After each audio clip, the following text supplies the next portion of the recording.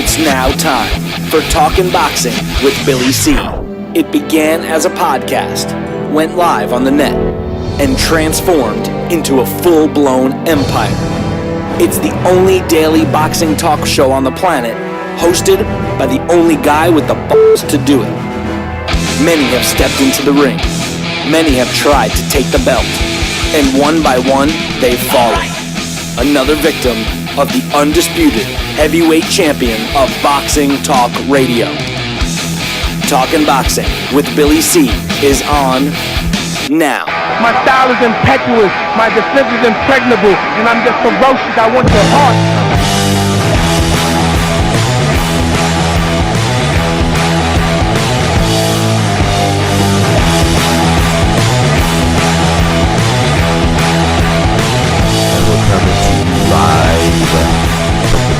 Studios in Lake George, New York. I'm Bill Calogero. It's time for the Billy C Show. Good morning, good day, good evening.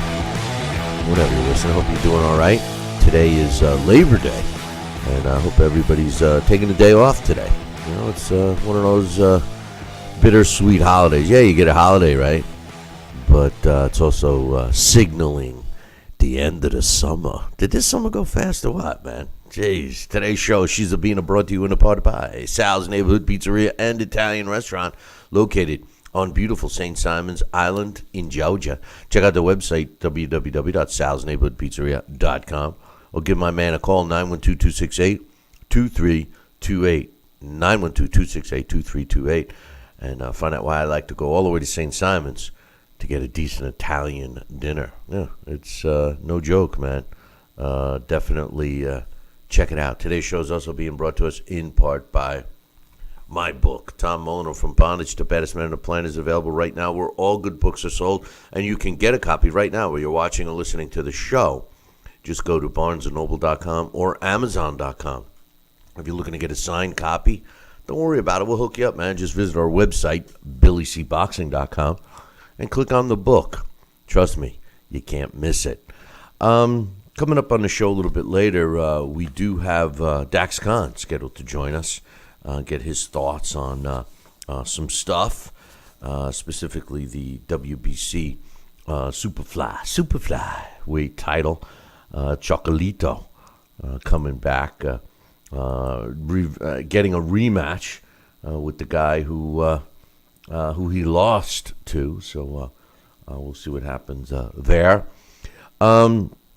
Also, this week, today might be a shortened show because of the holiday or whatever, but we'll see. We'll see how things flow. Maybe we'll open up the phone lines. But before we get started, I just want to report some sad news out of Mexico City over the weekend.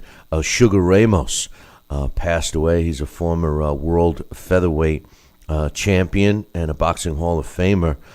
Sugar Ramos was 75 years old. And was battling the big C, cancer. He finally succumbed to it this weekend, 75 years old. He was a world champion in 1963 when he beat Davey Moore in Los Angeles. It was a lot of people remembered that fight because Davey Moore passed away for 4 days after the fight. Sugar Ramos was inducted into the International Hall of Fame. He had a career record, 55 wins, 7 losses, and 4 draws. He had a total of 40 knockouts in his career. Our thoughts, prayers, and condolences goes out to the Ramos family and their friends. Sugar Ramos, great fighter. I hate following the show with... sad news. I hate starting the show with sad news, and then you got to follow it, But anyway, let's get you caught up with some fight results from the weekend. Antonio Margarito, the guy, most people remember him from, stuffing cement in his gloves and being busted, for it. He continued his comeback of sorts, and this past weekend he fought and beat Carson Jones. Antonio Margarito improves to 41 wins, 8 losses, with 27 of his wins coming by knockout. He won a technical decision over Carson Jones, who drops to 40 wins, 12 losses, and 3 draws with 30 knockouts. Margarito got cut severely and could not continue after the 7th round. So as per the rules, they went to the scorecards. Margarito was ahead on 2 of the judges' scorecards, 67-65, 68-64, while the third had it in favor of Jones. I'm sorry. All 3 had it in favor of Margarito. 2 had it at 67-65, and 1 had it 68-64, all in favor of Margarito. Jones was deducted a point for a headbutt in the 5th round. At the end of the fight, Margarito said he's a real dirty fighter, but nonetheless, Margarito won. Now he wants Miguel Cotto, wants a 3rd fight with Miguel Cotto. In my opinion, Antonio Margarito is just looking for one more payday. We'll see what happens if Cotto decides to give it to him, or if Cotto is going to go another route. There was also rumor Cotto against Terrence Crawford at 147, which would be a good fight. Miguel Cotto, whether you like Cotto or not, one thing you can't deny about Miguel Cotto, he's always fighting the best fights. I mean, and his fights are always extremely entertaining. So keep your eyes peeled for that. Also on that card, Alvarez. No, not Canelo Alvarez. His brother, Ramon Alvarez, fought Johnny Navarrete, and the fight ended in an 8-round draw. Alvarez's record now is 24 wins, 6 losses with 3 draws, and 16 of his W's coming by knockout. Navarrete, he is now donning a 33-win, 10-loss, and 2-draw record with 15 knockouts. The way the judges scored it, 77-75 for Alvarez, 77-75 for Navarrete, and, of course, 76-76. One of today's major topics today is Manny Pacquiao and Jeff Horn, the rematch. There's been a lot of talk over the last few days about the rematch. Jeff Horn wants it. They were waiting for Manny Pacquiao to say if he wanted it. Then Manny Pacquiao said that he did want it, but he wanted to wait till 2018. And Jeff Horn says, no, we've got to have it this year. All intent and purposes, Manny Pacquiao is still in the driver's seat when it comes to that, in my opinion, despite not being the champion anymore. Many people, including Sal, Rocky Senacola, believe that the result is going to be the same.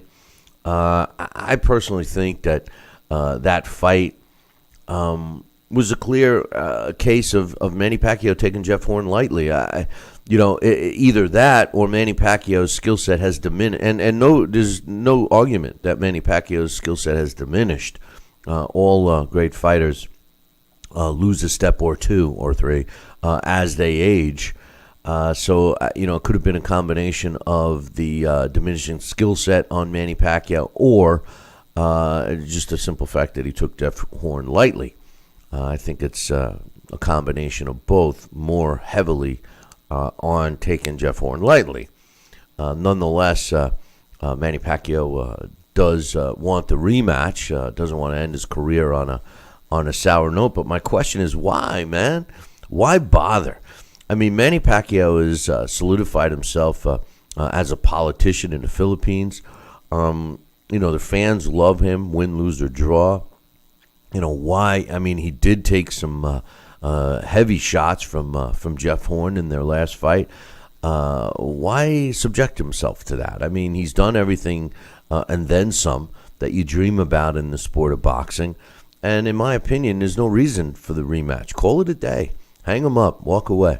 The only fight I really was interested in seeing, because I didn't want to hear any excuses from Manny, was another shot at Floyd. Floyd chose to do the route that he did and cashed out, which we all hope, at least I hope, stays the way it is. And Manny Pacquiao went on to fight and win for a title, then defend it against Jeff Horn and ultimately lose it. I mean, call it a day. He is 38 years old, but in my opinion, there's no reason to do it. Now, Manny Pacquiao continuing the discussion on a Horn rematch is just simply saying, hey, I want the fight, but I want it in the Philippines. Now, when the fight first was announced and then he lost, rumor was that it was going to be in the Philippines. That the rematch was going to be in the Philippines. Then, Team Horn kept saying, no, Australia.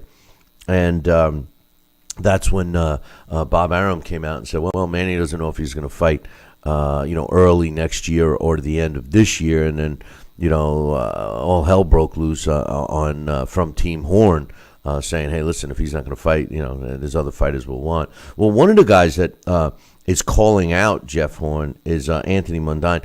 This is a guy that I just, you'll know a fighter that I can't stand more than anything. I'm not even mentioning his name, but Mundine is another one. This is the guy that said the United States deserved to be the whole 9/11 thing. This guy is just a big mouth. I wouldn't give him the satisfaction of making a payday, but I don't know why he said it. He's a super middleweight. He was a former super middleweight champion. He has fought in the junior middleweight divisions and the middleweight division. In case he forgot, Jeff Horn was fighting at the welterweight limit. So I'm not so sure, but we'll have to wait and see on that one. But in my opinion, I just don't think that Manny Pacquiao should even fight at this point.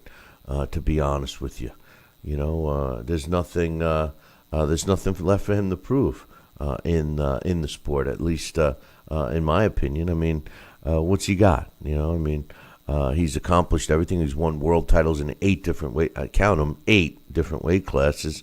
Was dominating when he was at his peak. Obviously, has subsequently not been the same fighter that he once was. But we'll have to wait and see. I personally think Manny Pacquiao should call it a day. It's time to move on. I don't understand why, a lot of great fighters and all athletes for that matter. I mean, Michael Jordan did it. Dan Marino did it. When you get guys like Peyton Manning, who was able to do it, a lot of these great athletes want one more championship, one more title, one more ring. They want to add, even though their bodies have, diminished. They're not the same, but their mindset is. They've learned so much during their careers. They know how to do things. They know the mistakes they made when they were younger. They want to correct them, and they want that one more chance. And very rarely do you see these guys get it and then walk away on top. Lennox Lewis walked away on top. He retired as a champion. It's a hard thing to do, and I wasn't a big fan of Lennox Lewis while he was fighting, but over the years I've learned to respect him because he knew when to say when, and we never really saw him in the ring where we were saying, oh, geez, Father Time caught up to him, et cetera, et cetera. Now, we're already saying that about Manny Pacquiao, and Manny Pacquiao at this point should just say, enough is enough. Peyton Manning was able to hang on for one more year, even though, he clearly wasn't the same Peyton Manning that he was from previous years. But guess what? He was able to walk away with a Super Bowl title. Not many athletes in football and baseball, for that matter, get to do that. They hang on and end up being a shell of themselves. Michael Jordan, in my opinion, the greatest basketball player ever to lace on a pair of sneakers, was just that. He was great. Then he tried to hang on a little too much and was still, the guy, but where he used to take a game in his own hands and just, destroy his opponents, he needed some help that he didn't have, and never was able to get that title again. So I personally think that Manny Pacquiao it's time for him to say when it's over for Manny. I could see him, pushing for the rematch with Jeff Horn just to regain the title in order to retire as a champion. That would be the only goal. If I'm Manny Pacquiao or if I'm part of Manny Pacquiao's team, that's what I'm discussing with him. Hey, Manny, is it worth it to fight one more time? Do you want to go out with the possibility of 2 back-to-back losses? Or do you want to roll the dice and avenge the loss with Jeff Horn, win back a title, and then retire? I mean, no matter what, Manny Pacquiao's boxing career should be looked at as one more fight. That's it. Whether he has the rematch or with Horn or no fights, walk away right now. That's my thought. We may open up the phone lines here in a little bit to get your thoughts. But listen, first, I'm going to take a short break. And when I come back, I got the college football season is in full swing. And I got the top 25 results, the top 25 teams in the nation ranked. I got the results. I also have an email I want to read. I got some updates on the World Boxing Super Series. And, of course, Chocolito returns this weekend. I'll talk about that. Dax Khan is scheduled to come up. All of that is coming up in about 2 minutes. So don't go nowheres. Billy C will be right back.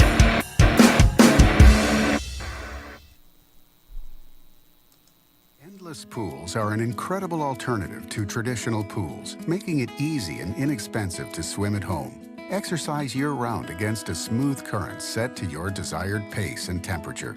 With our new underwater treadmill, you can walk or run without stressing your joint. Endless pools are simple to install and even simpler to maintain. The water stays crystal clear with almost no chlorine. Call for your free idea kit and experience the freedom of swimming at home.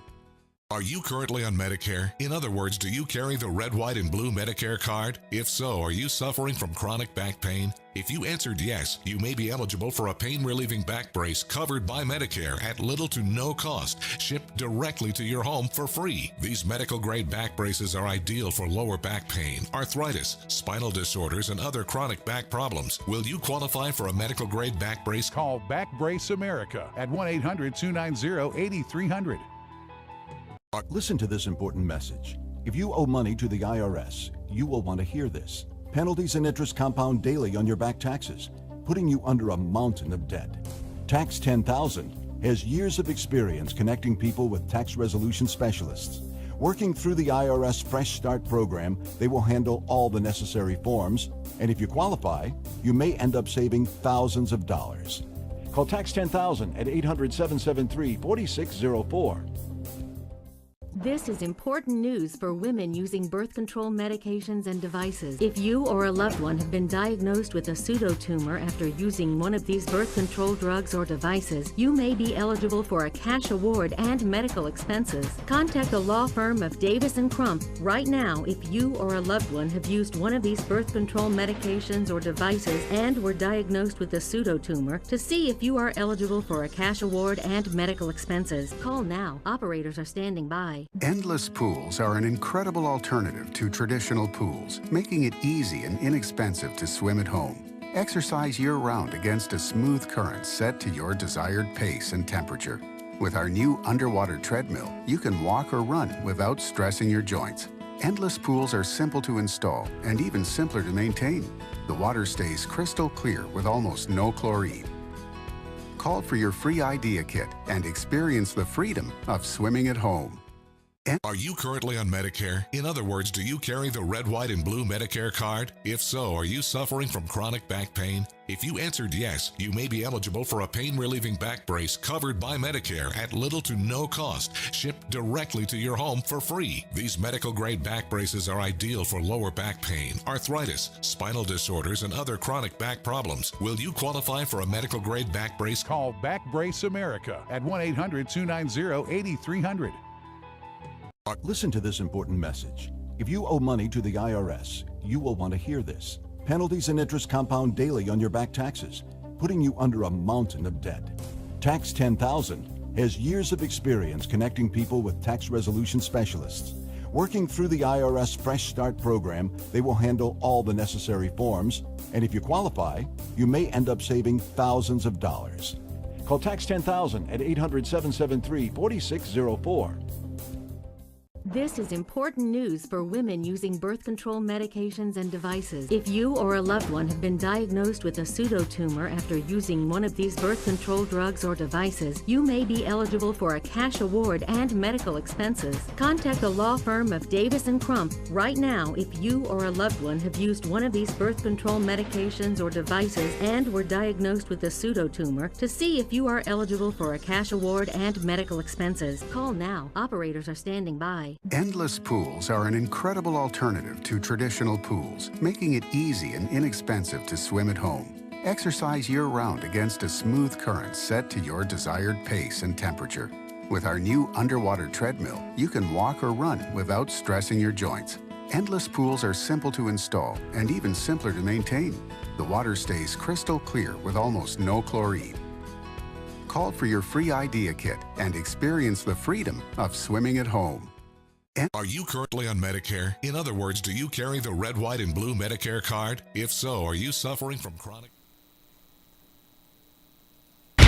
Check out BillyCBoxing.com now, or feel the wrath of the mighty mustache.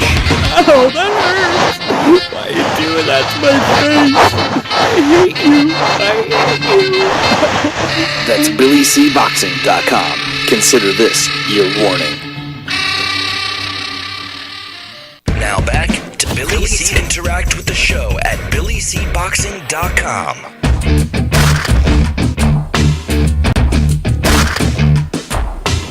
And we're back.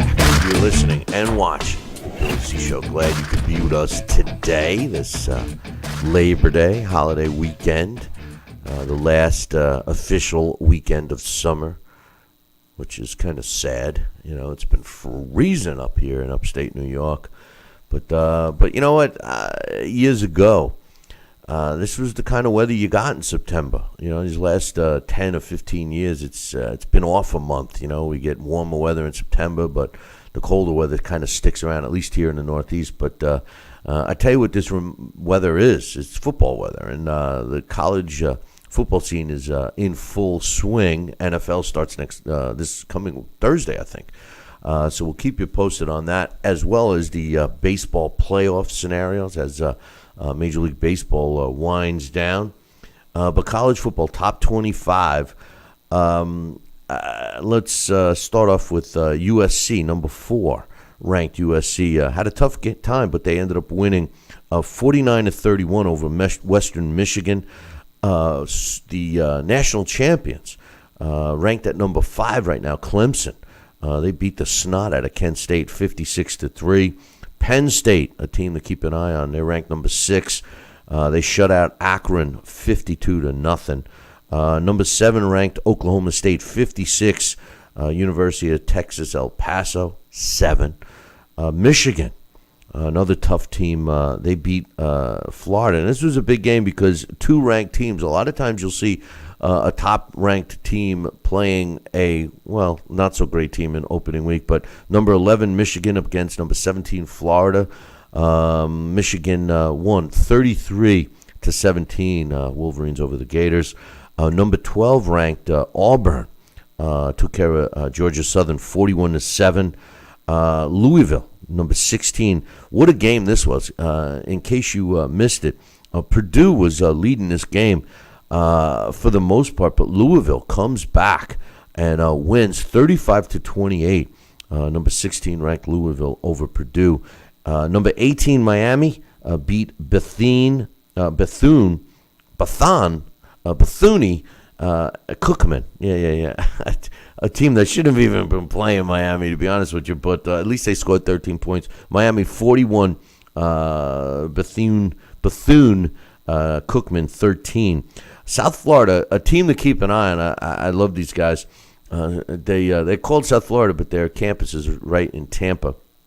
They're ranked number 19. They beat Stony Brook 31-17. Kansas State, ranked at number 20, beat Central Arkansas 55-19. Big upset to kick off a new coach's reign. Texas gets beat by Maryland. Now, Texas was ranked number 23 in the college poll. They lose to Maryland 51-41. Washington State, number 24 in the nation, they shut out Montana State 31-0. LSU wins big over BYU, number 13 ranked LSU 27-0 over BYU. Another tough game between two ranked teams, Virginia Tech, number 21 against West Virginia, number 22. The game would be settled by a touchdown. Virginia Tech coming out on top, 31-24. And two other games I want to mention. The Bulldogs, the Georgia Bulldogs, ranked at number 15. They beat Appalachian State 31-10. Now, their quarterback, a guy who... I tell you what, last year when he came on as a freshman, this guy just, it's just plastered all over him. NFL. His name is Jacob Eason. And man, did he look good last year. And he started this game looking good until an injury where it appears that he got hit out of bounds. It almost looked like the injury happened by himself, that he kind of got his foot stuck in the turf or something, but there was a little slight hit at the same time. I think it was more self-inflicted, by accident, of course, but it would knock him out of the game. We'll see what happens. I tried seeing if there were any updated reports this morning, but I could not find any. But Jacob Eason was replaced by rookie Jake Fromm, who went 10 out of 15 for 143 yards and a touchdown to help Georgia take care of Appalachian State, 31-10. Also, some other stats I'll throw at you. Their star running back, Nick Chubb, just barely hit 100 yards, 15 carries for 96 yards, but he threw down 2 touchdowns. So congratulations to the Dogs. I know we have a big following in the state of Georgia, thanks to Sal and St. Simon's, but a big game for Nick Chubb. Now, my team, number 1 ranked Alabama, in probably the most significant game of the weekend, was up against number 3 ranked Florida State. And the Crimson Tide and the Seminoles had a pretty good game. The score doesn't really indicate how tough the game was, but as the way Alabama likes to do, they wear you down. When you're playing Alabama, sometimes you'll have a good series against them. Sometimes you even have a good quarter or a good half against Alabama. But generally, as long as they don't make mistakes, they come out on top and beat you up, and that's exactly what they did to Florida State. They topped Florida State 24-7 in the biggest college game of the weekend. So college scores for you there. If you have a team that you're interested in, drop me an email, Billy@TalkinBoxing, TalkinBoxing.com, and I'll be glad to extend some of our coverage for your favorite team. We got an email. This is from my man Rick. He says, hey, Billy C., I actually enjoyed the big fight last week, even though I agreed with all your criticisms.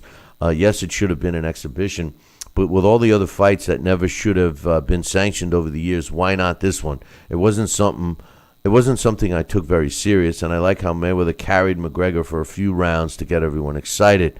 I will say this, though. This was the kind of crap you get when you start to target mainstream and casual fans.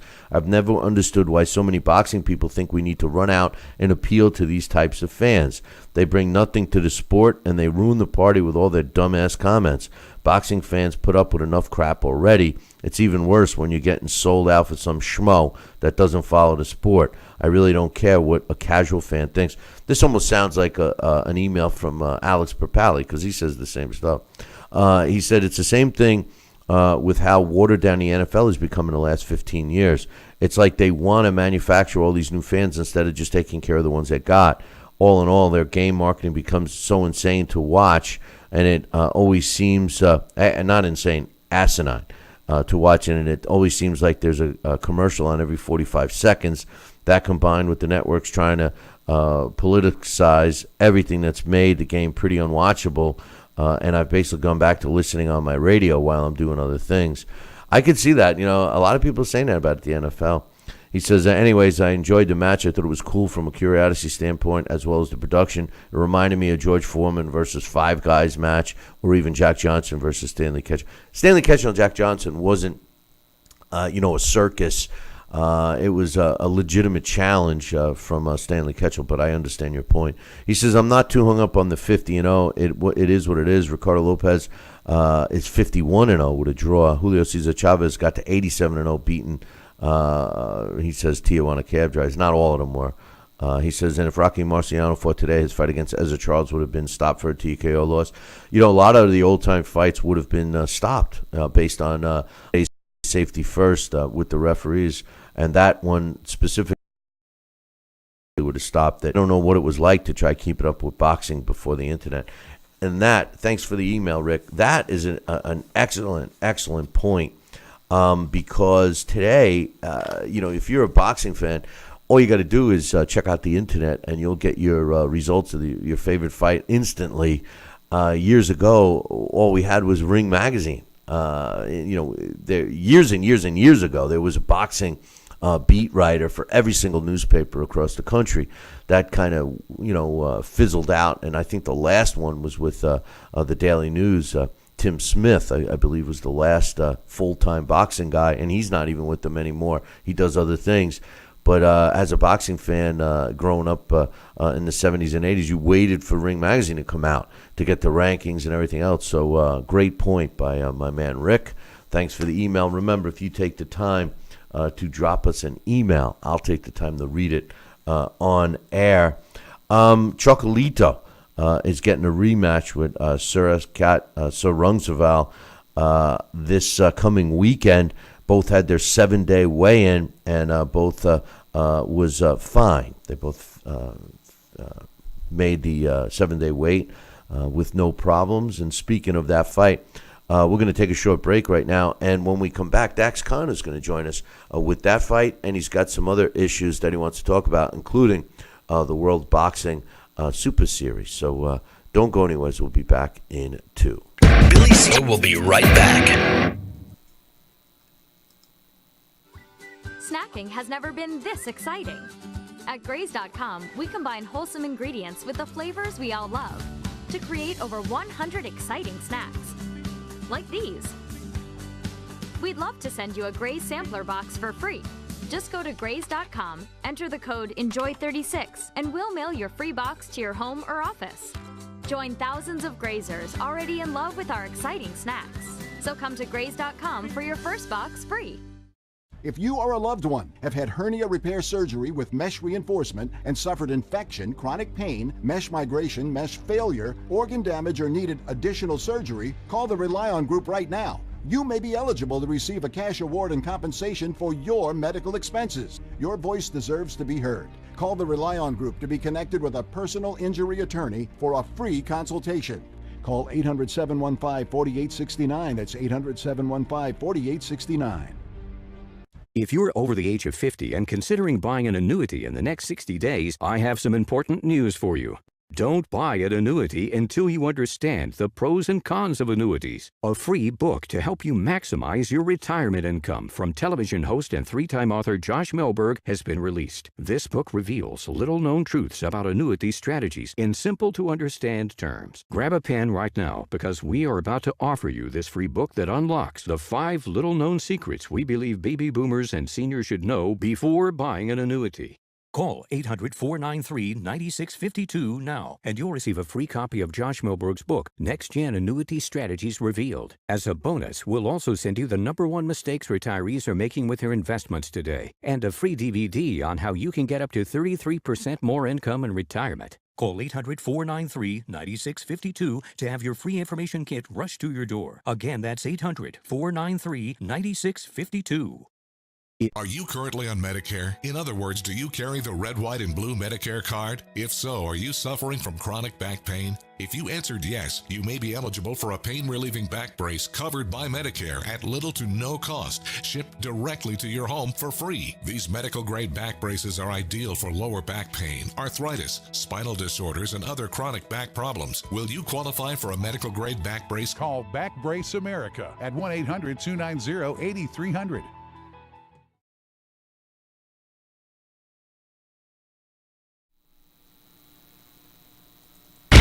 Check out BillyCBoxing.com now, or feel the wrath of the mighty mustache. Oh, that hurts! Why are you doing that to my face? I hate you. That's BillyCBoxing.com. Consider this your warning. Now back to Billy C. Interact with the show at BillyCBoxing.com.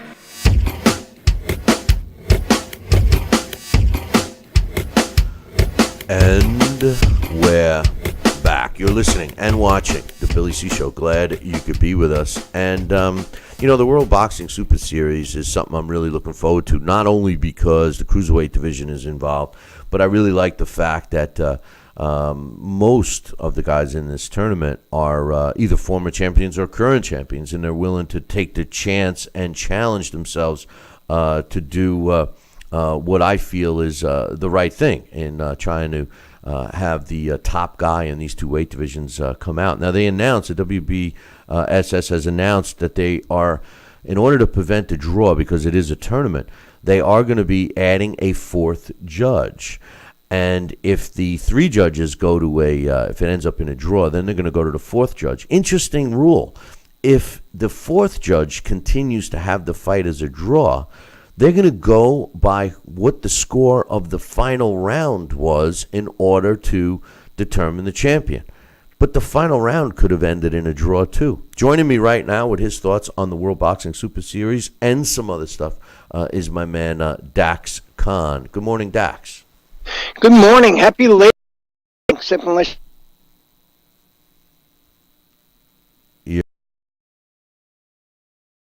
Unless what? It's like a bittersweet, Labor Day, because when you have Labor Day, it's kind of telling you that the summer's over, You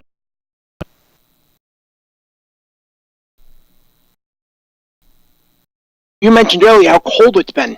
It has cold. I keep losing. You keep going in and out. But anyway, that was even before then. That was the stream over there. I think it's YouTube. Huh. Really, because usually I get a little flag when it happens. I didn't get it until we got you on. But nonetheless, World Boxing Super Series. What's your thoughts on this draw? The rule that they put in place for the draw. It almost seems like it's more confusing than eliminating the draw. I mean, if you have a fourth guy and it ends up going to a draw, then they go to the scorecard to see who won the 12th round. What if that ends up as a draw? What do they flip a coin?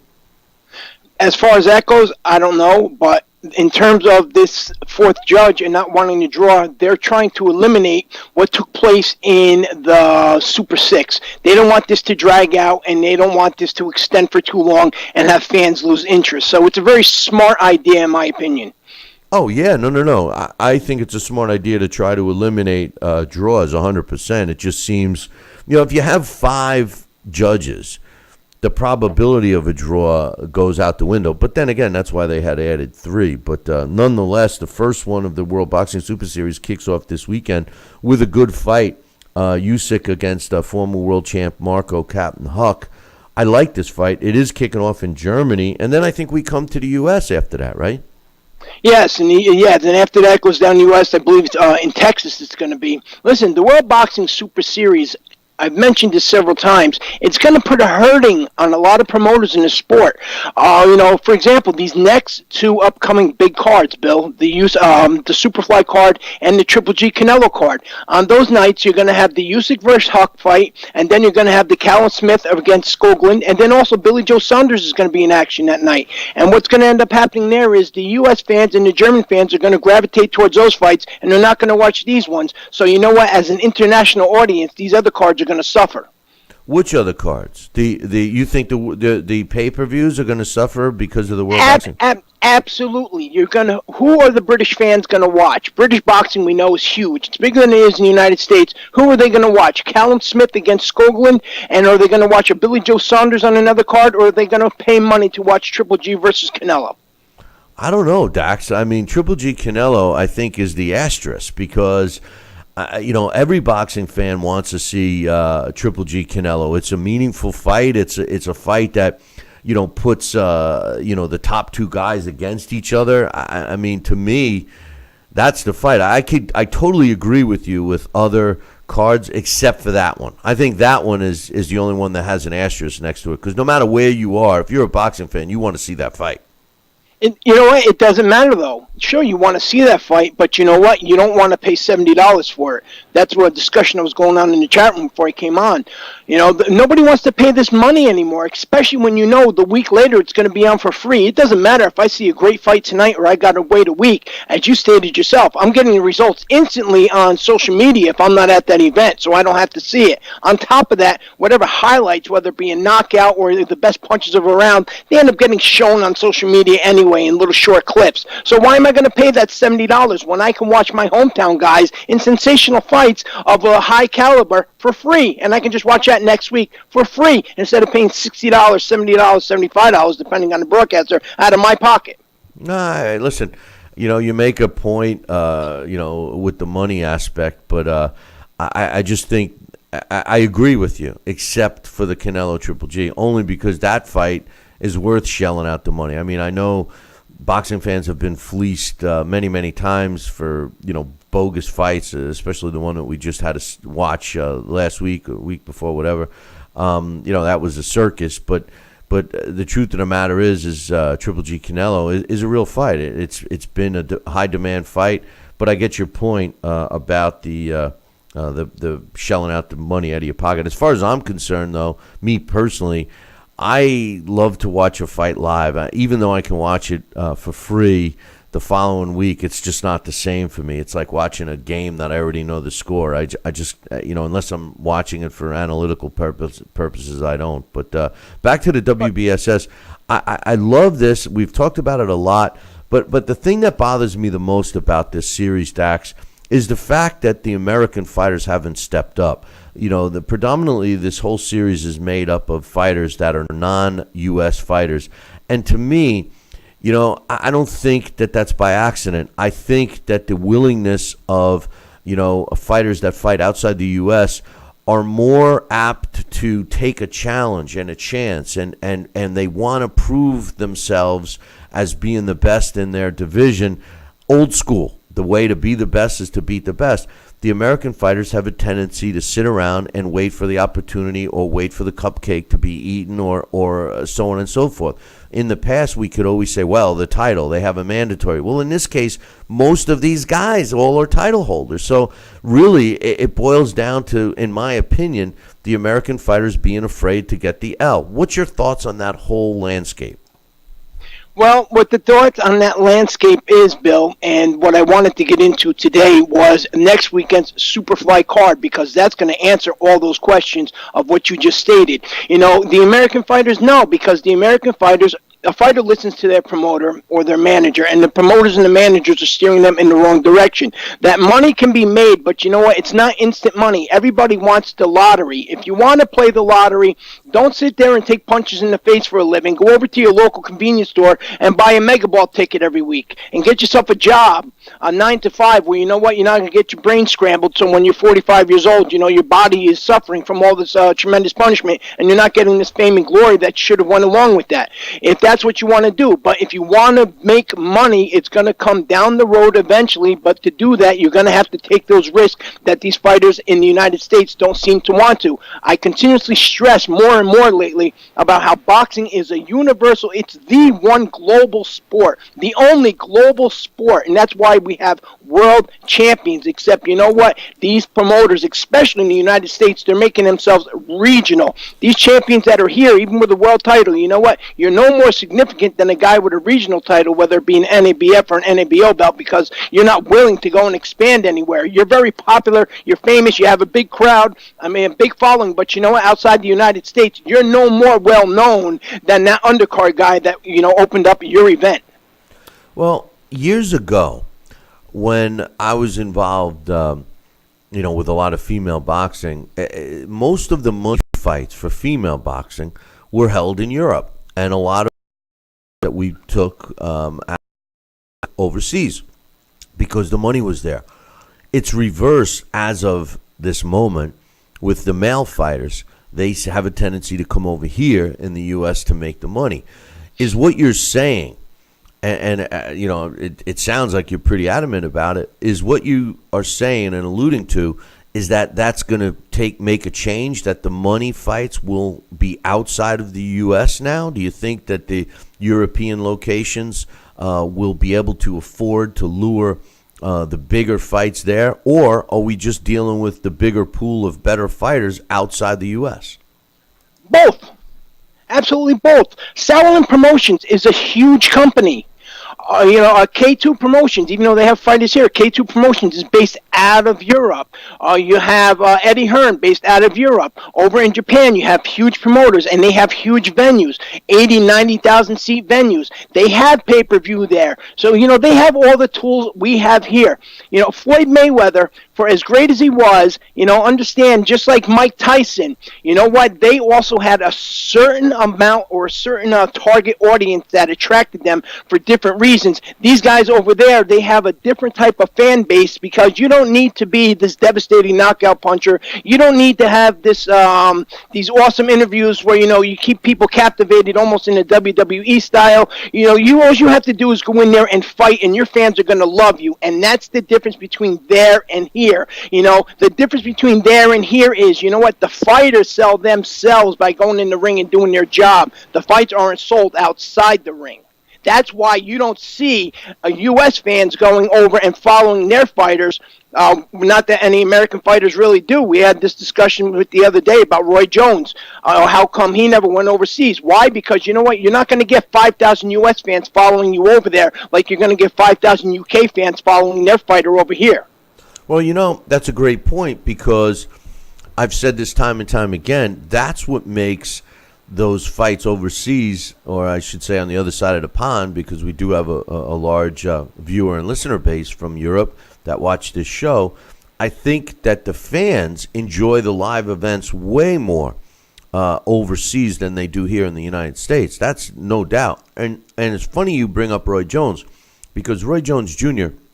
has said to me personally that he was amazed at how many people knew him. Now, you're right that the U.S. fans don't follow their fighter over to Europe, but the European fans certainly are still fans of a lot of U.S. fighters. Roy Jones told me one time that, he was a shock the first time he went overseas to see how many fans really love him. And to this day, that's why, if you remember, he was trying to do some stuff over in Russia, and they love him over there, so...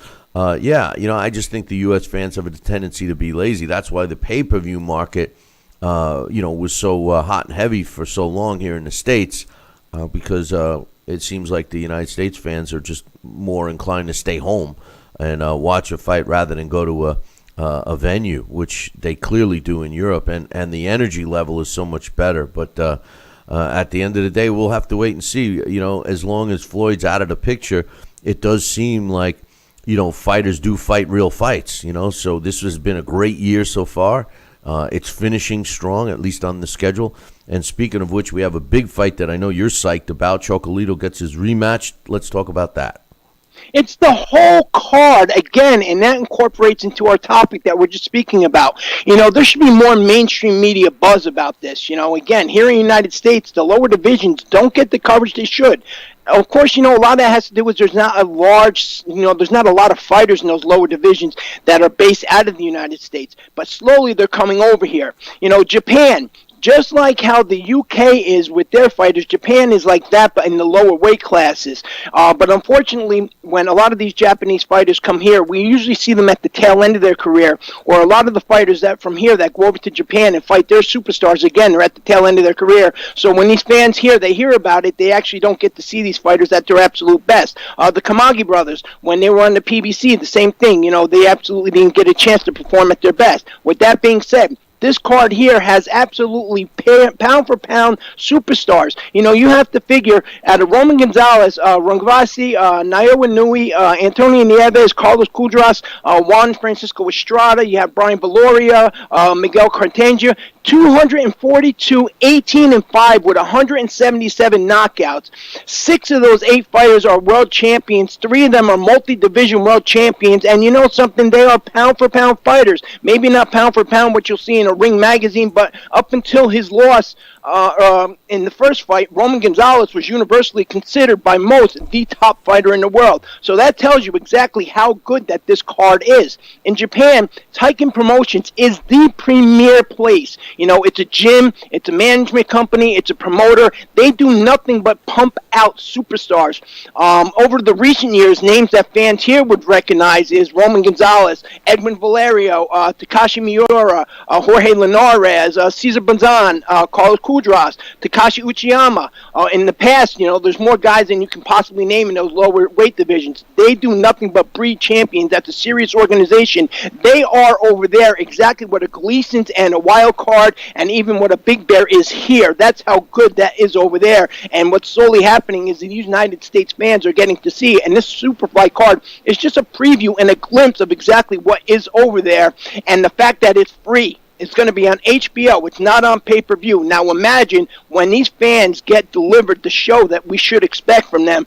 All of a sudden now, you know what? You're going to change the landscape. Now you add in the World Boxing Super Series, and all of a sudden the landscape changes. And now what we have is dominant promoters from across the seas, whether it's Japan or whether it's the UK, and you have a Richard Schaefer who was here in the United States. Richard Schaefer knows what the U.S. fans want, and he's bringing that expertise over there to join up with the Sauerland Promotions. All of a sudden, what do you have left? You have Top Rank, and you have Golden Boy Promotions, and you have Al Heyman with the PBC, which is quickly crashing. So who's in charge here? Do you not see the trend? Where is it all shifting to? Not only is it shifting over there with the power, but they're slowly invading here.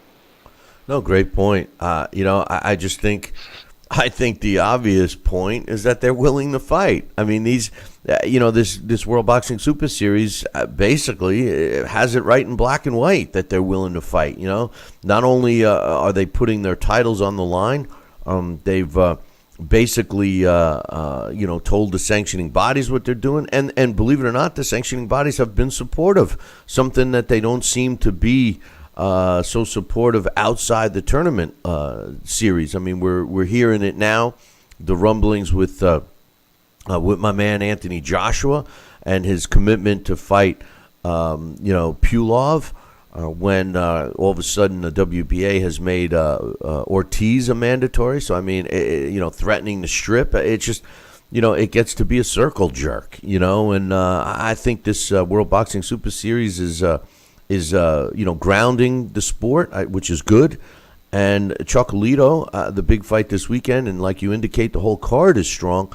But I think I wish there was more discussion, and I know that bothers you. We talked about that yesterday off air, but I wish there was more discussion on this fight, because the first fight, although it was extremely close, a lot of people felt Chocolatito got robbed, not only in the fight, but in making history, something that we all felt that he was going to, get that 50-0 and beyond.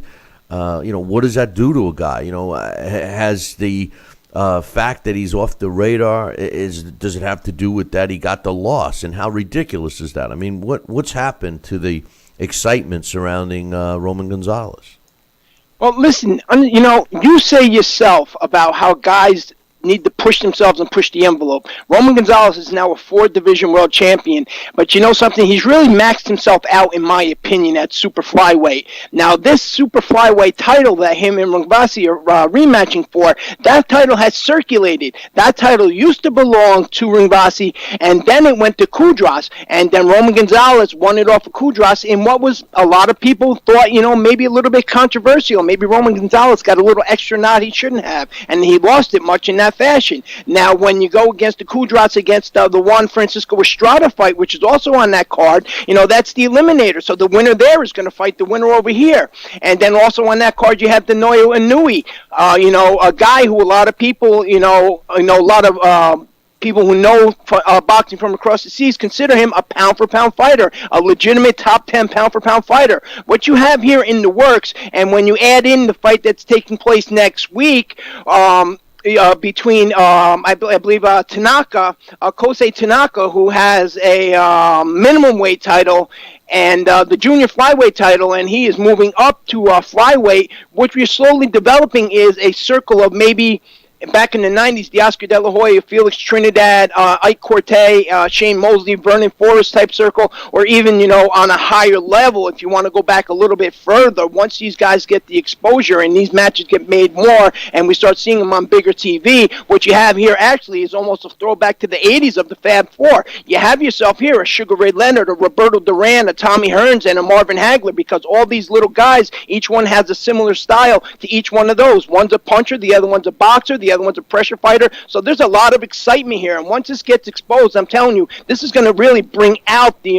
inner boxing fan, the enthusiast, because these guys are selling themselves. They're not being sold and told this is a great event. They have to show this is a great event. You mentioned how they want to go for glory. Down at this division, you're not making these big mega dollars. These guys get paid a fraction of what these fellas do from super bantamweight and above. So they have to fight themselves for glory because they're not getting that payday. They have to sit there and install themselves into becoming a pay-per-view superstar. And finally, Roman Gonzalez is able to do this not as a co-feature underneath Gennady Golovkin, but he is the show, not part of the show. I got a question for you, Dax, as we're running out of time here. In getting back to the Chocolatito fight real quick, in his last fight, and it was a close fight. I mean, you can make the argument. I know the first time I watched it, I thought Chocolatito, lost that fight hands down. And then when I got to watch it again, I saw that I was wrong. And I felt that Chocolatito did win the fight by a slim margin, but he did win it. Do you think that that's a good choice of, I want to try to be nice of how I put it, but the lack of quality judging in that fight cost him the win. And when I say lack of quality judging, it appears that the judges let the amount of blood, which clearly was Chocolatito's, dictate how they scored that fight. Do you think that was instrumental in him losing the fight, or was it just simply a close fight that could have gone either way? I think it was a very close fight. I actually gave it to Rungvisai. I thought that, as the old saying goes, who would you rather be after the fight? And I definitely would not have wanted to be Roman Gonzalez after that fight. But in terms of the judges, when you're so used to seeing a guy dominate and you're so used to seeing him take control of the fight from beginning to end, and now all of a sudden you're seeing him, as you stated, he's swollen, he's bloody, your mind is changing. You're saying, is he losing a step? Is this guy better than I thought he was? And, one thing that we know about judges that happens on a regular basis is they will either A, side with the fighter of name, or B, they're not educated to know exactly what type of guy, that unknown opponent is, like a lot of referees. You should watch a tape of, these fighters and know exactly what you're getting in there against. So, maybe Rungvisai, just wasn't really that effective. It wasn't that as great as it seemed, to some fans. But on the other side, when you're seeing him go in there and bust up the man that it never really looked to be challenged prior to that and is considered the pound-for-pound number one guy in the sport, all of a sudden you're saying to yourself, wow, where did this guy come from? So it's a little bit of 50-50 on both sides. One last thing, Dax. One of my main topics today was concerning Manny Pacquiao and the Jeff Horn rematch. My opinion is simple. Why bother, Manny? I mean, Manny Pacquiao has proven everything he needs to. He clearly has lost a step, in my opinion, anyway. The only reason he would consider, at least if I'm with Manny Pacquiao, the only reason I would consider a rematch is to regain the title and then retire. It certainly can't be for the money aspect. I would hope that he's got plenty of money. What's your thoughts? Do you think Manny Pacquiao should hang him up, or do you think it's important for him to avenge the loss against Jeff Horn and then consider retirement? The fight shouldn't have been made the first time. You know, what happened here is they thought, in my opinion, okay, we got ourselves an easy guy here. He's only got 9 fights, or was it 16 fights? I forget what Jeff Horn's record is exactly. You know, they thought this was going to be a chance for Manny Pacquiao to go out and dominate against, Jeff Horn, who's a big name over in Australia, despite his inexperience as a pro, and it backfired on him. They didn't expect this guy to come out there and be so tough. So now Manny Pacquiao, more or less, he has to make a decision to himself. Am I able to sit there and go back out there and risk having to go to war with a guy we didn't think was this good, or am I willing to sit there and just say to myself, you know what, I'm going to have to, just let it go. Now, Jeff Horn, he's kind of in the driver's seat. Where's Jeff Horn going to go from here? I'm not really sure. But again, this is a fight which is the exact polar opposite of what I was saying. This is a fight that has to be sold, much like the first time. You got to tell the fans this fight is important, when really it's not important. Jeff Horn is not significant, other than the fact he holds a WBO title. Manny Pacquiao was not significant anymore, other than the fact that he's the guy on his way out. He's a faded great of this era. But other than that, really, what has Manny Pacquiao done in the last couple of years that makes you sit there and want to watch him anymore? And what has Jeff Horn, other than Manny Pacquiao fight, ever done to make anybody else want to watch him outside his promoter and his family? Good point. Dax, I appreciate you coming on, and we'll look forward to you later in the week, my man. All right, I'll talk to you then. Everybody enjoy your Labor Day. That's Dax Khan looking to enjoy his Labor Day today, like we all should be. But, Dax has got a prick of a boss in myself telling him, hey, you're coming on today. So, anyway. Hey, listen, we're going to take a short break. Now, here's the deal. I'm going to open up the phone lines. We're going to take one caller at a time. So if somebody's on the line, or if you don't go through real quickly, that means you got to wait your turn. Okay? 845-228-8710 is the line to call. We'll be back in 2. Billy C will be right back. Part of the Billy C Boxing Network. If you're over the age of 50 and considering buying an annuity in the next 60 days, I have some important news for you.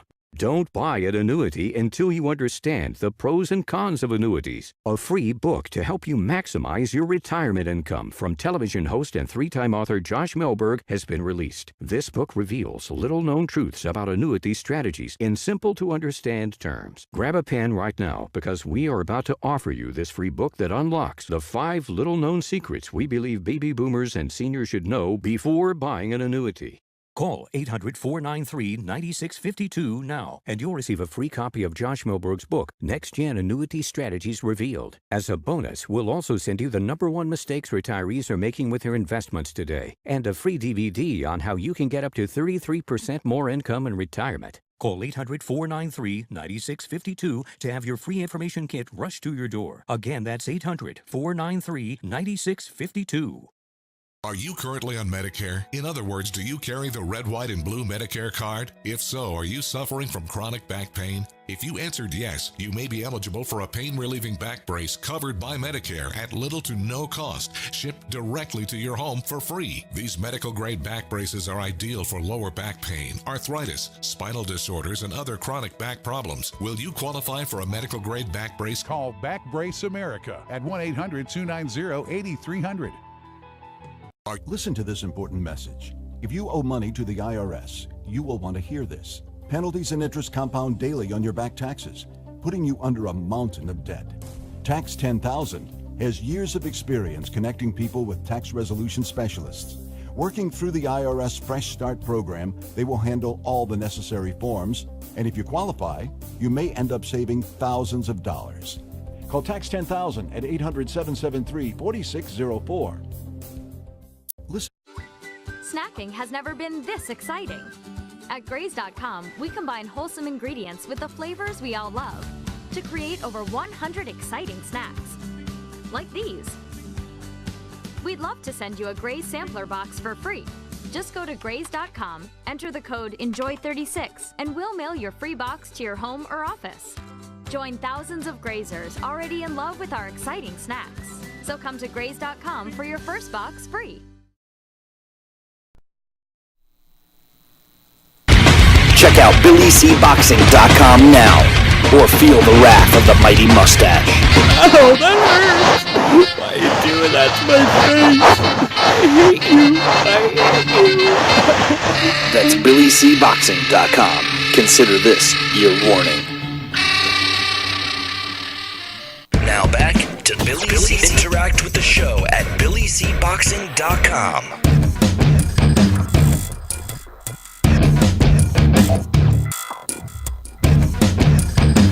And we're back. You're watching and listening to the Billy C. Show. Glad you could be with us today. And one of our main topics today was Manny Pacquiao. Should he continue? Should he not continue? DaxCon just came on, and we talked about the World Boxing Super Series. We can't wait for. We got is it bitter? Yeah, we're off to. But says, hey, the summer's just about over. But in any event, joining us right now, I think, is my man Joel. What's up, Joel? What's up, Billy? How you doing? Not too bad, man. Not too bad. Thanks for calling in. So what's going on? What's on your mind today, brother? I was thinking about discussing Mayweather-McGregor, but that's over with. I'll move on. It was a circus of a fight. I agree. I just want to say I know Dana White was projecting last week 6.5 million buys, but I've been a mixed martial arts fan for a very long time, and I know how Dana is. He's a good promoter, but I don't believe that number. I don't know what you think, but I don't think anything close to that. Maybe in the threes. But I wanted to ask you, just on the topic of Dax, I was talking in the chat room, what is going on? Can you give me an answer? What is going on with the World Boxing Super Series? There is no American TV outlet. Now, Coach said Super Channel in Canada. I was aware of that. But is it a problem because there's so many promoters in the pot that they can't get one, channel or a couple channels under one umbrella to broadcast it? I mean, I would think like Showtime or HBO, somebody who's got a lot of channels. Put them on some of their, secondary channels. I reached out to Fight TV. I said, hey, you guys, you guys are great. They carry so much boxing. What is it? Why is it that we're into the first week? This is the first weekend coming up, and we don't have, a major broadcast provider for these fights. Well, it could be a couple of reasons. Number one, they could be, their price tag for the fight might be too much. What a U.S. Home-based U.S. television network is willing to pay. That could be an issue. I think it's also more towards the inability to the suits that make the decisions for these networks to recognize the level of and quality level of the fighters themselves. You've heard me say many, many times, that the fights that get put on, a lot of these, what we call a showcase fight, where you'll have a guy who's a known fighter, and next thing you know, he's fighting some guy nobody's ever heard of, but yet the guy's record is, 29-0 or 31-2, and, he's got a respectable looking record, so right off thinks he's good. Well, the execs at these networks are no different.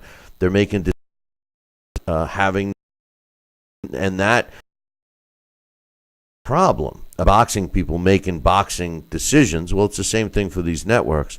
Now, that is one theory. The other theory is the fact that there are no U.S. fighters, which would be a stupid thing, because Dax made a great point just a few moments ago that boxing is a global sport. So I think it's a shame that we don't have it. I maybe scheduling. ESPN is hot and heavy in college football. There's some world-based soccer tournaments going on. The Open, U.S. Open, is on. So maybe it's just a bad timing for this particular fight, this weekend, I should say. But I, for one, wish it was on. I'm glad to see Canada's Super Channel pick it up. Yeah, I mean, you have Dorticos and Kudryashov, at the Alamo Dome. Now, as a fan, if I was living in Texas, I know there's a lot going on right now, obviously, which is very sad, but I know that fight is coming up, I think September to October. But, I mean, you make a valid point. It's a global sport, but if you're going to the Alamo Dome, you're gonna say, who are these guys? You don't know about them. And I mean, I give credit to the World Boxing Super Series for putting a lot of these fights in different global areas. Not just one central country. But you're probably right. I mean, a fight like that in the Alamo Dome is not going to be a big draw. These people are going there are going to not know who these guys are, and that's a shame because the cruiserweight division, as you've said several times, is not very big in the United States. So fans, the networks fans don't really know who these guys are, and it's just a big shame because there are so many talented athletes in the super middleweight division representing and the cruiserweight division that it's Dan Rayfield said there was no, when he first reported it that they were starting it. I was reading the article hoping he would have an outlet, announce an outlet for the for TV, but as I said, there's nothing, and we're about to get into the first week of this. I mean, remember the Super Six had Showtime, supporting it. I mean, that was wonderful. I just wish somebody like that would represent this as well. Well, I'm with you there. One thing I will say, the state of Texas is a pretty. I mean, collectively, you're right. The knowledge of fighters worldwide in the sport, whether they're diehard boxing fans or casual boxing fans or whatever, is very limited. But I will tell you this: there are a few states that house big fans that know more than the average boxing fan, and I believe Texas is one of those states. Texas has a lot of fighters coming in, from outside the U.S. that do well with drawing power and stuff like that in Texas. So I could see that one doing okay, but I certainly agree. I wish that there was television so the rest of us could see it. Maybe this is the beginning of the whole streaming revolution, which is a little behind. I believe that streaming should be the forefront right now. I think what's happened is the same old problem in the sport of boxing: greed. Rather than trying to pick up advertising dollars for a stream, promoters are going the other route. They're making fans buy it, and that's a shame because there is revenue to be generated from an advertising point if you have people that are able to sell that advertising, or you have the lazy approach, which is, hey, let's just throw a price tag on it and we'll see if it's good. And if it does bad, then we say, well, nobody cared about this fight. So it's greed, man. Greed is the biggest enemy of the sport of boxing, and it's a shame because it's followed the sport for a long time. Yeah, I mean, you're right. If they offered the World Boxing Super Series as a package on, a streaming service like Fight TV at a reasonable price, I would be willing to pay for the whole thing. I mean, just to get some, if they give us the whole card, because some of these World Boxing Super Series have, decent co-features. I haven't looked at all of them, but I know some of them have, decent undercards. I'm interested to watch everything, but you got to give the fans what they want. Lastly, before I let you go, we got football starting up. Who are the Jets playing this weekend? Who's their first opponent? I don't know, some high school out of Paramus, New Jersey, maybe. I don't know. I think Buffalo. Yeah, I think they start off in Buffalo, but I'm so disappointed in my teams. The only team I'm really psyched about this year is my college football team, which is Alabama. I'm also a Georgia Bulldog fan, so I'm glad both of those teams started off with a win. The Jets are a sorry ass team. The organization is terrible. It saddens me that I've lived my whole life watching the same thing over and over, and it doesn't get any better with the Mets. The Mets they're my baseball team, and they're terrible too. So I only feel terrible that my kids were born into it, and unfortunately my grandkids as well. They're all Jets and Mets fans, and I've inflicted my depressed teams on them, and I feel bad about that. I mean, and then of course, lastly, you got a good HBO card this weekend. You got Rung Visai versus Chocolatito. I think you have a triple header right there. That's a good card. So I got a UFC on this weekend, but I'm going to probably try to watch the HBO card as well. So I mean, it's a good weekend. The summer's kind of over. I mean, that is depressing, but at least that means a sign that we have good boxing coming up. So look, Billy, I'll let you go. I really appreciate your time. I got a Thanks for taking my question for call, you. and I'm listening in for the rest of the show. And I got hope you have a great rest of the week. Joel, I got a question for you. Yeah, sure. I know you're a big MMA fan, UFC, etc. Yeah. We did a really fantastic event down in St. Simon's for that circus of an event. But one thing that I heard a lot from MMA fans is that they felt that the fight was stopped prematurely, that Conor McGregor should have been allowed to continue. From my perspective, I disagree. I think he was done. Not only do I disagree because I predicted the 10th round would be the stoppage round, but I thought he was done. And in the sport of boxing, they do look out for the safety of the fighter. What's your thoughts? Did you think they stopped it too soon? Did you think McGregor had anything left?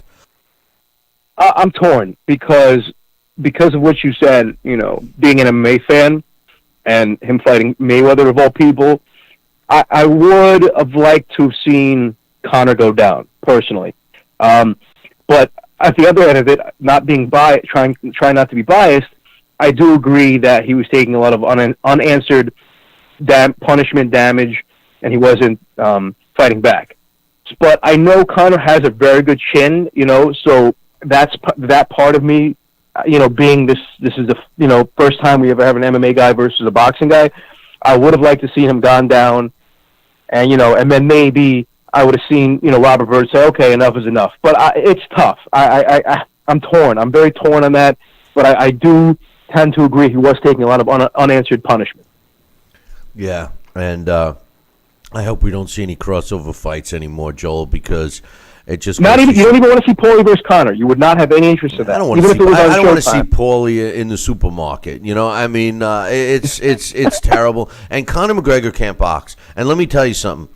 I thought Conor McGregor had some pop. The guy's got nothing.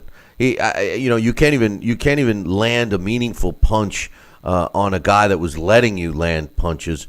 It was sad. The only shot that we all gave Conor was landing a power shot to knock what's-his-face down, and he's got no power, at least just with his arms. He doesn't even deliver his punches right. They're all arm punches. So, no, he's not a boxer. And to even think that he ever had a chance against Mayweather, people were foolish. That's why the fight should have never been approved as a real fight. They're lucky that Conor McGregor did not get hurt. And the truth of the matter is that he was put on a 60-day suspension. So he's not fighting for a couple of months anyway. And I doubt it. I wouldn't be surprised if he never comes back. Why should he? He's 28 years old. He's set for life. His kids are set for life. His grandkids are set for life, unless he pisses his money away somehow. Why should he even fight? I mean, listen, we're always talking about the money aspect and risk versus reward. And I've never once said that I hold it against a fighter for trying to make the maximum money. I applaud them for making the maximum money. What I am critical of is when fighters demand the maximum amount of money and fight the weakest fights. That is what I can't agree with. I can't agree with getting paid big bucks and fighting someone that's not going to be a challenging fight. That I have a hang-up with, not the amount of money a fighter can make, because I believe they should be able to make as much as they can. But I mean, the thing is my gripe is I wonder, as an MMA fan, after this big payday, I don't know if you were referring to him coming back, period, or coming back to boxing. But my hang up is I wonder if he is very exciting. He talks a big game, and that's he's a megastar in the UFC. Now my question is, after making X amount of money with this fight, if you were working for one-off thing, Billy C, and then you go to back to your regular job. I mean, how do you do that? How do you go from $100 million to $2 or $3 million? That's what I wonder if he's gonna be able to accept that. You don't. I mean, that's what. Look at Floyd Mayweather. Floyd Mayweather is a great example. Floyd Mayweather, started out like every other fighter, and then once he started making the big bucks, it was all about the money. He even changed his nickname. How does a fighter go from making big bucks to regular fees. It just doesn't happen anymore. The one thing I will say that Conor McGregor has for him is that he's a huge draw. Everyone that I've talked to that watched that fight, that bought that fight, bought it for Conor McGregor. The people that bought it for Floyd were looking to see Floyd lose. I don't know of any Floyd fans that bought it because they wanted to watch him win. He's a boring fighter. He wasn't boring in that fight, but he had a guy that couldn't fight in front of him. How much credit do you give a guy for fighting someone that doesn't know how to fight your sport? It's like playing football against a guy that's never held a pigskin before. And you beat him. How good are you? So I don't give Floyd the credit for beating Conor McGregor that a lot of Floyd fans do. The only reason why I like the fight, that it's over now and the water's under the bridge, is because now I believe that we're never going to see Floyd Mayweather again, and that makes me happy. I think that he has ruined the sport, and I think that when he's not active, we get treated to the best fights available, and that certainly has been the case this year, with the exception of his McGregor fight. The rest of the fights we've had for 2017 have been fantastic. So I'm hoping that we go back to that. This weekend is a good indicator of that, with the return of Chocolito and the World Boxing Super Series coming this week. And then as we kick in to the fall, we should see some other fights being announced real soon. So you got Canelo and Triple G. That's yes. Are you doing a post-fight show? Triple G, Canelo, 100%. Okay, good, because I'm going to be tuning in. And, one thing I wanted to say, we just lost you. Watching the Conor Floyd fight, and I'd say, yes, it's too bad they didn't know the biggest fight of this year is in like a week and a half, 2 weeks with the Triple G fight. Because if we could get all those people with the growth you're breaking up, Joel. Fight, yeah, I am. Only if they could just get a glimpse of a huge mega fight. That would have been the fight. Only if you could keep them connected for just 3 more weeks. We might have some more. We might have some, more people we can call boxing fans. I agree. It's Anthony Joshua, Klitschko was the fight of the year so far, and now we got another one coming up with Triple G and Canelo. So we'll wait and see. But Joel, I appreciate the call, and I look forward to you next time, brother. Thanks, Billy. See, have a great rest of the week. Enjoy your Labor Day. I'll talk to you soon. You too. Bye. That's my man Joel. You can see him. He's in the chat room at times, so you can check him out if you choose to and get his thoughts on some stuff in the chat room. But we do have the phone line open. I will take another caller if you wish. 845-228-8710 is the number to call. And, Joel made a great point. A lot of the fans that tuned in for the circus, the fake fight between McGregor and what's his name, they were the curiosity factor, and it's the same email that I got from my man Rick, who's a Miami Dolphin fan, by the way. So I'm sure he's going to be watching the Fins. It was a curiosity factor, and the true boxing fans did not give Conor McGregor a shot. The UFC fans and MMA fans all thought that Conor McGregor was going to win. I mean, I actually saw some deep sorrow in the faces of some UFC and MMA fans at the conclusion of that fight. But the fact is the fact. Floyd Mayweather took that fight because he knew that it was not going to be a big challenge for him, just like he's done in the last 10 years. And I think that the fans, and Joel makes a great point, the fans that tuned in, they tuned in for that curiosity factor, for that circus environment, that WWE setting. And it is a shame that some of them were not looking to find an interest level in the sport of boxing, because coming up in another week or so is a great matchup between two fighters that are significant in the middleweight division. One claims he's the best, and the other simply is the best. And we have all these scenarios. You got Triple G, who's dominated division. We've had Canelo, who's moved up and down. We got youth versus age. We have a power puncher versus a fighter who claims to possess both. I believe Triple G is the best ring general in the sport of boxing.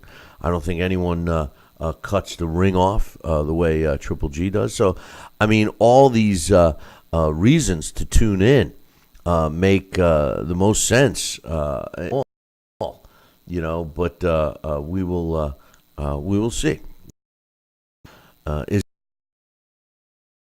It's positive ride for 2017. I don't know how else I could describe it, but Anthony Joshua against Vladimir Klitschko proved a lot about Anthony Joshua.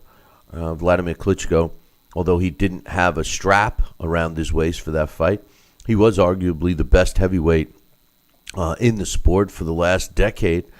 He did lose that fight. In case you forgot, he lost that fight to Tyson Fury, who went off the deep end, and they never had the rematch. And that opened up the door for Anthony Joshua, who many thought was going to be the top heavyweight in the division, but it was going to take a little time. Some people thought that maybe he got his shot a little too soon. There's two rules that I've always followed in the sport of boxing, and one is when you get your opportunity, you never turn down a big payday, and you never turn down, and I mean a substantially big payday, and you never turn down a shot at a world title, regardless if it's fitting in to your plan or your schedule or whatever. Those are two opportunities that you should never pass up in the sport of boxing, and Anthony Joshua didn't. And he was in the fight of his life, the fight of his career to this point. And he showed us a lot. He showed us that he had heart. He showed us that he had determination. And so did Klitschko. Taking nothing away from Klitschko, Klitschko showed us that, hey, maybe his chin wasn't as weak as we all thought. Maybe he did have plenty left in the tank. Maybe he can fight an exciting fight, which he did.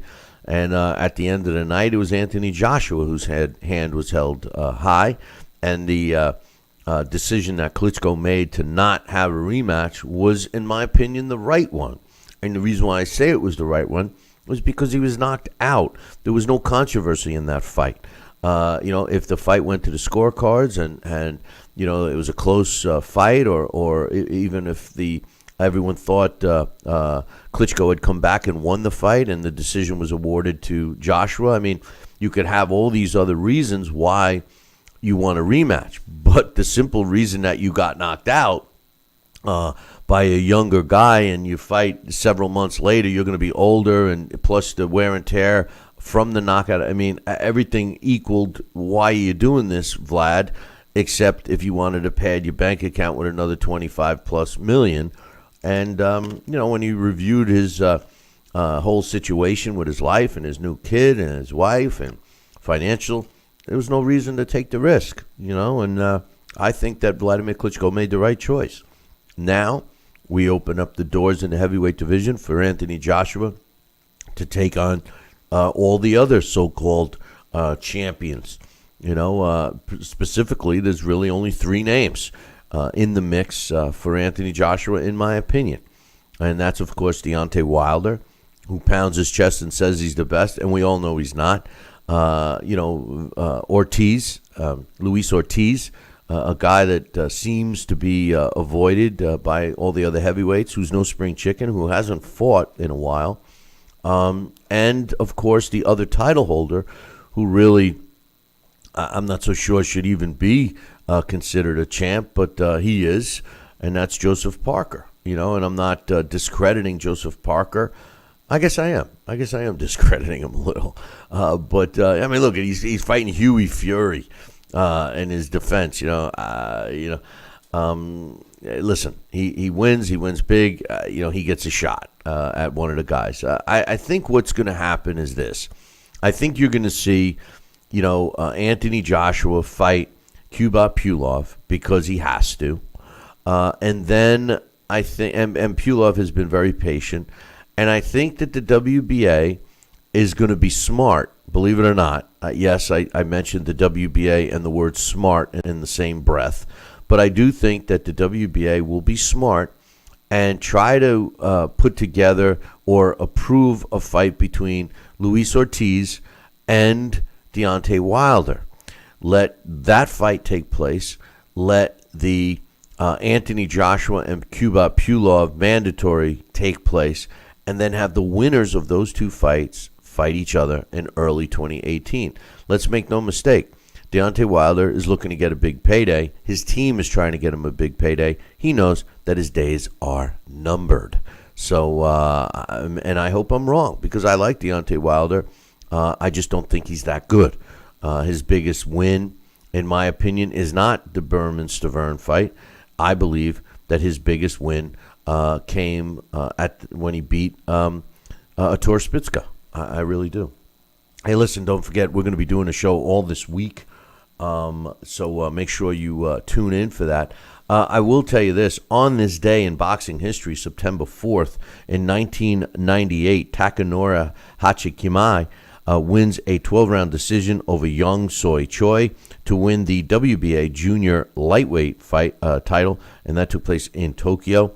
On this day in 1912, Johnny Kilbane wins a 10-round newspaper decision over Johnny Dundee, the Battle of the Johnnies, in their bout that took place at the St. Nick Arena in New York City, a place that was known for some great fights back in the day.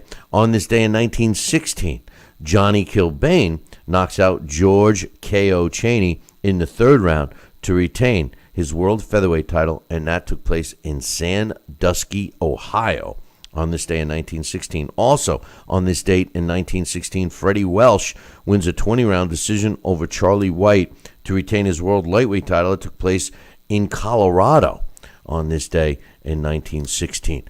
If it took place on this day in 2017, people would be smoking joints because it's legal there in Colorado.